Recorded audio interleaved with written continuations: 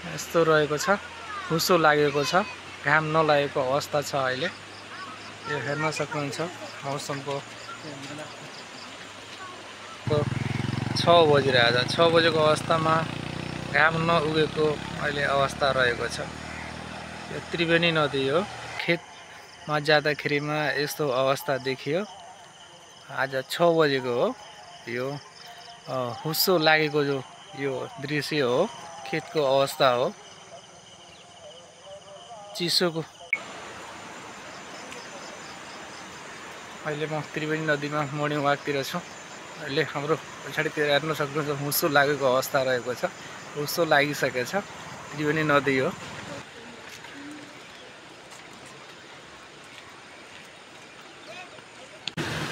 यो डगडी हो।